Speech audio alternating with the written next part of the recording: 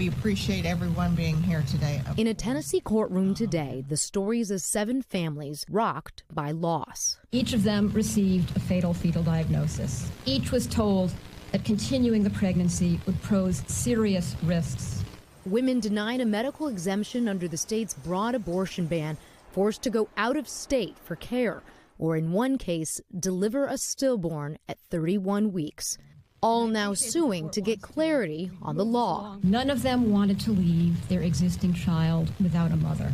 The suit in Tennessee, one of a series across red states, asking courts to say who can still qualify for an abortion when the right to one is no longer constitutionally guaranteed. Tennessee law allows doctors to use reasonable medical judgment to decide when the procedure is necessary to prevent a patient's death or serious injury.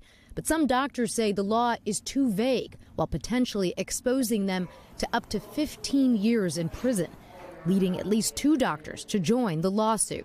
The state arguing today those concerns are overblown. That statute contemplates a broad leeway of discretion for physicians to act in any given number of medical scenarios. And pushing back on the claim that the law forces doctors to deny life-saving care. It is absolutely not the state's position that a woman needs to be in the middle of a life-threatening emergency before she can file suit. One of the plaintiffs, Monica Kelly, was told her baby had trisomy 13 and was unlikely to survive, but says she was told she couldn't get an abortion in Tennessee. I definitely don't think the doctors who were speaking to me were under the impression that there was any exception at all.